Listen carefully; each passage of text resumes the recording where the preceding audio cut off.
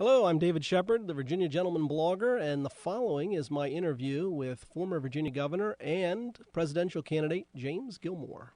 And I guess the first question is why do it? Why run for president? Because I'm confident that I can help, that I can lead the direction of the nation to correct the problems that we're facing. I think the United States is in a decline. It may be that, in fact, the national administration is accelerating that decline. It's not necessary. We can turn this around.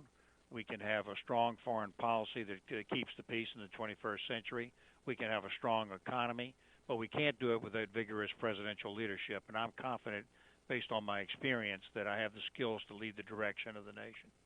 You were governor of Virginia on 9/11. Do you believe that we're safer as a nation today than we were on 9/10/01? We're not safer, and that's because we have seen a deterioration of the international situation. At that time, our challenge was the international terrorist organization, Al-Qaeda. That was ignored. My commission warned of the danger of a conventional attack in this country. That was ignored by the Congress. It was really not paid attention to sufficiently by the White House. And as a result, we had the 9/11 attack. But now, since then, we now see the rise of the barbaric organization known as ISIS, which seems determined to submit guerrilla-type operations into our country.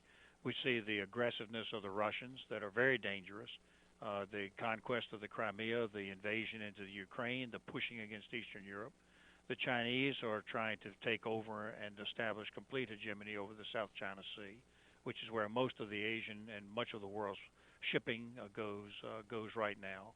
The world is more dangerous, and I believe that it's becoming increasingly dangerous because America is sending a policy of pulling back in weakness and weakening our military deliberately and passing the word that we're doing so. And as a result of that, our potential adversaries are emboldened. What is your opinion of the Iranian nuclear deal? I think the deal is not a good deal and ought to be stopped. The deal is clearly dangerous because it virtually certifies an Iranian bomb in 10 to 15 years. It doesn't have sufficient safeguards to make sure that they're not building the bomb anyway in an earlier date.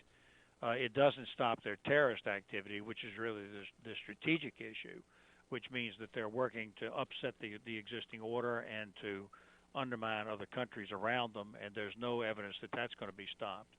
To the contrary, the evidence, the agreement gives them additional money in the billions of dollars. It gives them additional sophisticated arms. The arms embargo would be stopped. These are all problems that I think are not just tomorrow's problems, but problems up the road. And that's why the agreement is not good. And now it raises a more complex question, which is if the agreement is stopped, in fact, what do you do then? And the president and the Secretary of State Kerry are in today saying that means war. Well, it might mean war, but it might not. It might mean that we suddenly are telling the Iranians that we're serious about them changing their conduct, and I think there's a good chance that they will, and otherwise we'll just have to stop them from building a bomb. And another pressing concern today is immigration. It seems everybody's talking about it and what to do about it. We have an administration that seems to encourage people to come here illegally, and an administration that's kind of dragging its feet on defending the southern border. What would a Gilmore administration do differently than the Obama administration regarding immigration? Well, the first thing I'd do is enforce the law.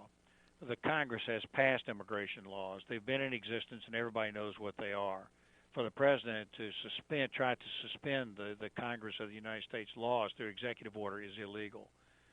Number two, I have no interest in sending a message of anger or dislike towards the Latino community because I don't feel that way. I think they're enriching the country, and they're good people, and we're going to need them in the 21st century. But I'm not willing to do an amnesty because I understand that most Americans are really angry about this and that they feel like that somebody is getting an advantage, that they're breaking the law and getting a benefit like a citizenship, and they're not going to stand for it. And I think any solution that is done going forward has to accommodate the legitimate concern, particularly in the Republican Party, that an amnesty is not favorable or possible. And I wanted to ask you finally, before we go, because I know this is an interest to you, is taxes and economic growth. What, as president, would you do in terms of our tax code. We're trying to stimulate our economy. What would be your top priorities there? I have a well-developed economic growth plan for the United States. I believe this. I think the candidate is likely to come out of the governors or former governors. And as a former governor, I understand the economy and what to do, but with a deep foreign policy and military background, I think I can address the foreign policy issues in a way the other governors cannot. With respect to the economic approach, the plan is specific. Number one, 3 simple tax brackets for regular people. Number 2, a tax cut across the board for everybody so that we get the country stimulated and people adding to their quality of life.